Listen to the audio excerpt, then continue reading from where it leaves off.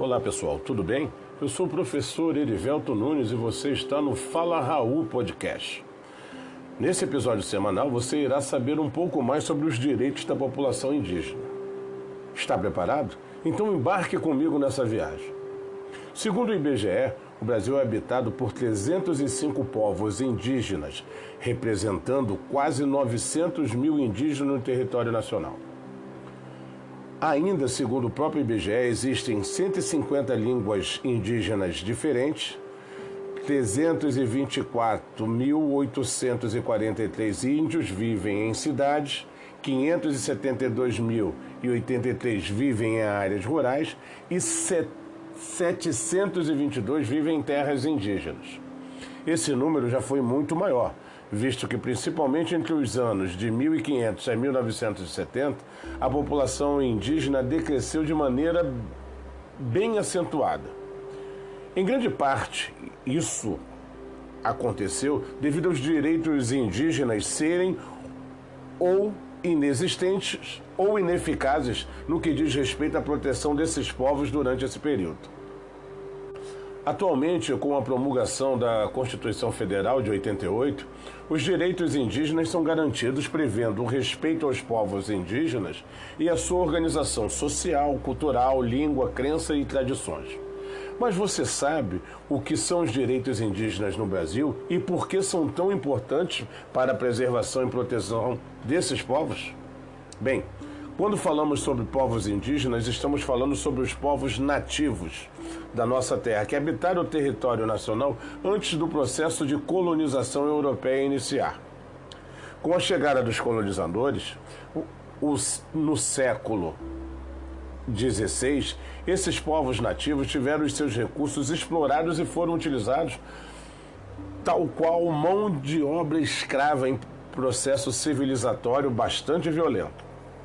Os colonizadores viam os indígenas como primitivos e exóticos, que deveriam ser educados aos moldes da vida europeia.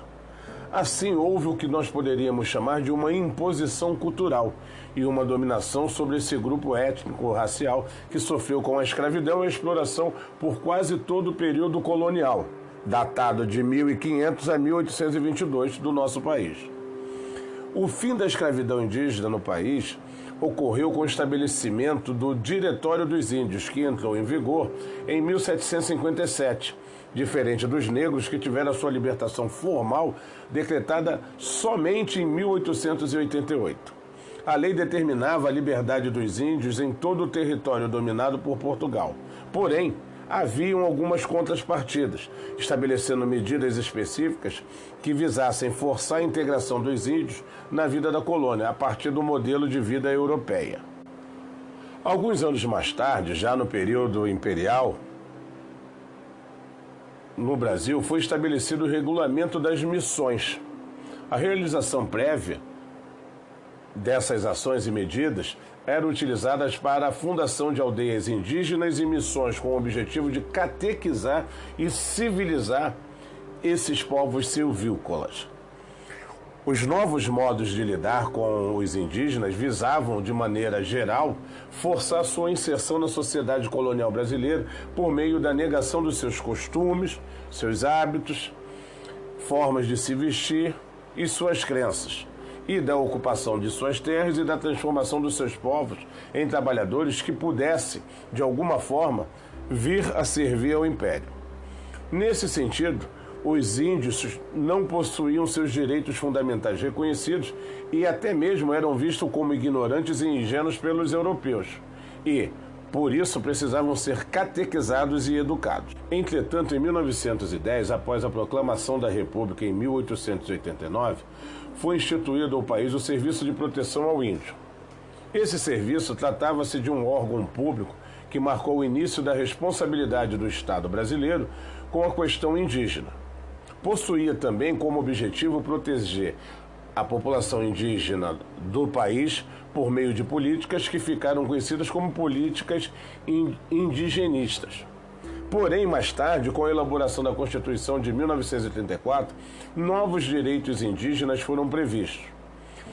Foi a primeira Constituição a reconhecer aos indígenas o respeito à posse das terras permanentemente ocupadas por eles, assegurando que essas terras não poderiam ser alienadas, ou seja, transferidas, vendidas ou cedidas de qualquer forma para ninguém.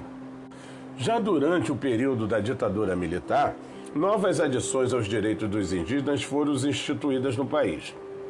Por exemplo, a Constituição de 1967 estabeleceu que as terras ocupadas por indígenas integravam o patrimônio da União, sendo que apenas os indígenas que ocupavam a terra poderiam fazer uso da mesma, seja para habitar, colher, plantar e por aí afora. Mas foi também nesse período que o Serviço de Proteção ao Índio foi substituído pela Fundação Nacional do Índio, a FUNAI, em 1967. A FUNAI continua até hoje como o principal órgão indigenista, responsável pela proteção dos povos indígenas e na promoção dos seus direitos em todo o território nacional. E, além disso, em 1973 foi elaborado e aprovado o Estatuto do Índio, representando o maior avanço nos direitos indígenas até então. O Estatuto foi a primeira lei a defender, logo em seu primeiro artigo, a preservação da cultura das comunidades indígenas. Entretanto, a lei também dispõe sobre o dever do Estado de integrar os indígenas à comunhão nacional. Essa política de integração era conflitante com o total respeito às particularidades e peculiaridades inerentes a essa população. Assim, foi somente com a redemocratização do país que o respeito à autonomia dos povos indígenas foi reconhecido legalmente. Esse respeito veio promulgado a partir da Constituição Federal de 1988, que trouxe uma série de inovações ao tratamento da questão indígena no país. Foi a primeira Constituição brasileira a dedicar um único capítulo específico à proteção dos direitos indígenas, que é o capítulo 8. Uma das inovações foi justamente o rompimento com a tradição secular de compreender os indígenas como categoria social que deveria ser incorporada à comunhão nacional. Com isso, fica garantido aos indígenas o seu direito de manter e preservar a sua própria cultura, sua língua, suas crenças, sua cultura e tradições. Outra inovação jurídica possibilitada pela Constituição foi o reconhecimento dos direitos indígenas sobre as suas terras com direitos originários, isto é, certifica o fato histórico de que o pertencimento das terras aos povos indígenas é bem anterior à criação do próprio Estado brasileiro, assumindo assim como os primeiros ocupantes da terra Brasil. A Constituição de 88 garante também aos índios a sua capacidade processual, capacidade de ser autor ou réu e exercer seus direitos em uma relação jurídica processual. Isso de acordo com o artigo 232. Esse artigo expressa que comunidades e organizações indígenas são legítimas para entrar em juízo na defesa de seus direitos. Isso, na verdade, significa que os indígenas podem processar judicialmente qualquer pessoa ou ente, inclusive até mesmo o próprio Estado. No mais, a Constituição garante todos os direitos fundamentais aos povos indígenas, como o direito à educação, ao trabalho, à saúde, à liberdade, à igualdade, aos direitos sociais, entre tantos outros direitos já existentes. É importante destacar que essas conquistas foram fruto da luta do movimento indígena do Brasil, que teve um papel primordial na elaboração e redação do texto constituinte referente aos direitos dos indígenas. Mesmo com todas as conquistas jurídicas e legais alcançadas, a realidade dos povos indígenas no Brasil ainda é de vulnerabilidade e desigualdade. Em relação à violência, segundo o relatório do Conselho Indigenista Missionário, o CIMI, no ano de 2019 houve uma intensificação de desapropriação de terras indígenas no país.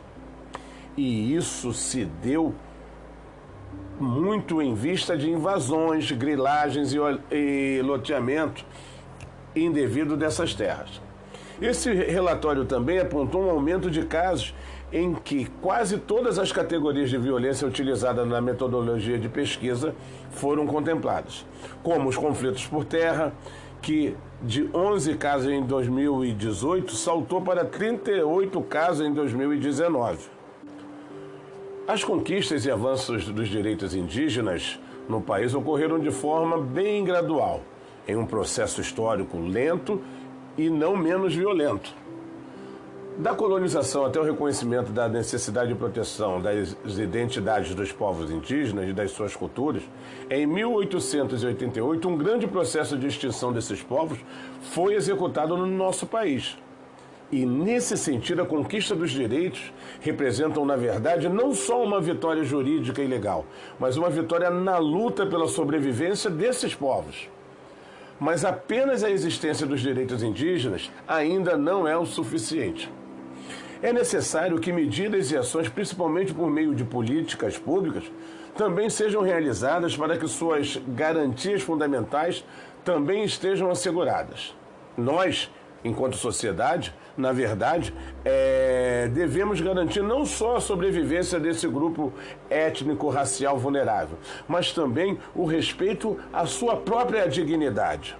Dessa forma, como as invasões processórias, exploração ilegal de recursos e danos ao patrimônio, que aumentaram de 108 casos em 2018 para 256 casos em 2019, existem também as ameaças de morte contra indígenas, que saltaram de 8 casos em 2018 para 33 casos em 2019, entre outras categorias.